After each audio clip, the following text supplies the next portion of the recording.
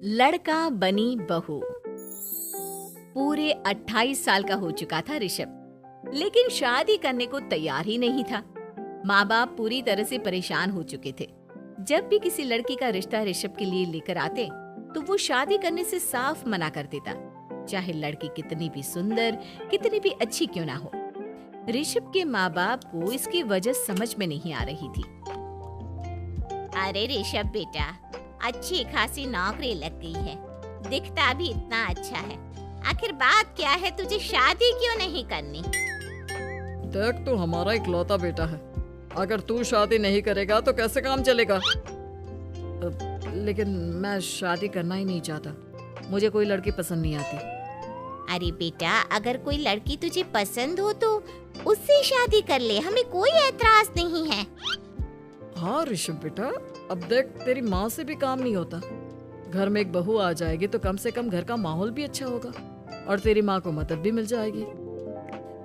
लेकिन mummy papa कहाँ ना, मुझे लड़कियां पसंद ही नहीं आती। अरे लड़कियां पसंद नहीं आती तो क्या लड़का पसंद आता है? वो तो वक्त आने पर ही पता चलेगा। ऋषभ की बात सुनकर उसके माँ और पापा का सर चकरा जाता है। कुछ दिनों के लिए ऋषभ अपने ऑफिस के काम से शहर से बाहर जाता है और जब लौट कर आता है तो सामने का नजारा देखकर उसके माँ पापा बेहोश होते होते रह जाते हैं। अरे ये क्या, ये तुम्हारे साथ कौन है? माँ, ये दीपक है, मेरी पत्नी। हम दोनों ने शादी कर ली है। दीपक तुम्हारी पत्नी कैसे हो सकता है? अरे दीपिका होती तो बात समझ में भी आती, ये तो लड़का है। तो क्या हुआ पापा, आजकल तो ये सब फैशन में है और मैंने आपको बताया था कि मुझे लड़कियां पसंद नहीं आती। अरे तो इसका मतलब ये थोड़ी है कि तुम दीपक को दीपिका बनाकर ले आओगे।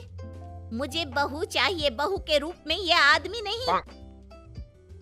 लेकिन मम्मी जी, मैं आपके बेटे से बहुत प्यार करती हूँ, मेरा मतलब करता हूँ। अरे इसको तो करता हूँ करती हूँ का अंतर भी नहीं पता। लेकर जाए इसे वापस। अगर आपने इसे घर से बाहर निकाला पापा तो मैं भी इसी के साथ चला जाऊंगा। मैं ऋषभ के बिना जी नहीं सकती, मेरा मतलब जी नहीं सकता। हमारा जिंदगी भर का साथ है, प्लीज हमें अलग मत कीजिए मम्मी जी, पापा जी। हे भगवान, ये तूने क्या दिन दिखाया? तेरे बेटे को थोड़ी अकल दे दे, लड़के को बहू बनाकर घर में ले आया है। अब क्या होगा, हम दुनिया को क्या मुंह दिखाएंगे? माँ, बेकार में परेशान हो रही हो। दीपक आपके सारे काम करेगी और एक अच्छी बहू की तरह आपके साथ रहेगी, देखना।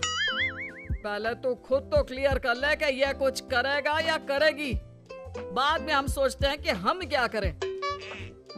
बहू के आने के बाद क्या करते हैं, मुंह दिखाई की रस्म, तो आप भी वही कर लीजिए।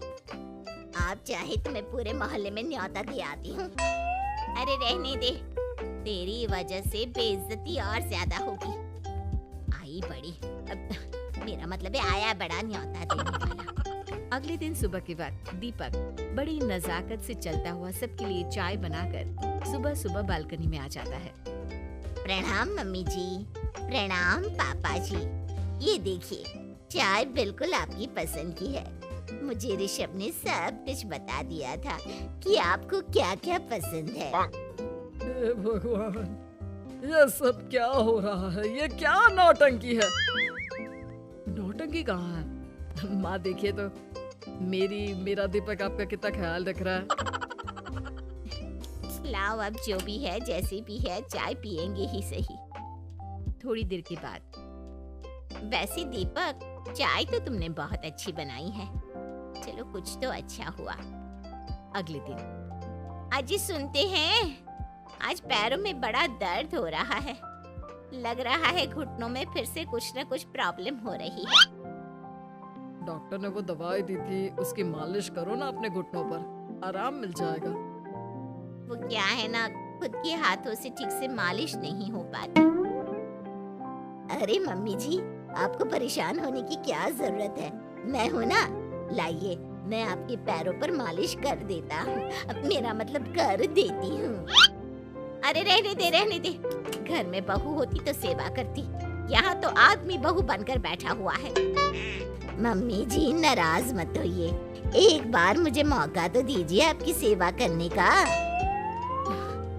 अच्छा ठीक है, ये ले दवाई लगा दे। दीपक बहुत अच्छे तरीके से घुटनों की मालिश करता है। थोड़ी देर के बाद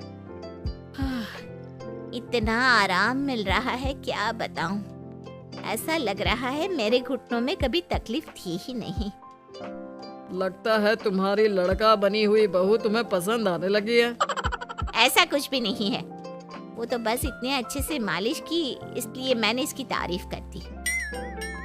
मम्मी जी पापा जी आपस में लड़ाई नहीं करते। अच्छा आप ये बताइए शाम के खाने में क्या खाएंगे? पनीर दाल मखनी पुलाव कुछ भी स्पेशल बता दीजिए। अरे भाई ये सारी चीजें मुझे तो खाने में बहुत ही पसंद है। तुम क्या कोई औरत हो जो पनीर दाल मखनी बनाओगी? हाँ, अरे लड़का हो तो लड़के की तरह बिहेव किया करो ना। भले ही मैं लड़का हूँ तो क्या हुआ, अब तो मैं ऋषभ की पत्नी और आपके घर की बहू हूँ, तो मुझे उसी तरह से रहना पड़ेगा ना। अच्छा ठीक है, जो तुम्हें पसंद है बना लो। आदमी रसोई में खाना बनाते हुए कैसे लगते हैं जरा मैं भी तो देखूं। शाम को दीपक सबके लिए अच्छा सा खाना बनाकर डाइनिंग टेबल पर लगा देता है।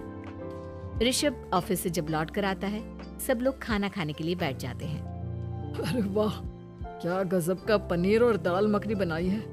ऐसा जायका तो होटल के खाने में भी नहीं आता। दीपक कितना अच्छा खाना बनाती हो, मेरा मतलब बनाते हो। तुम्हारी इसी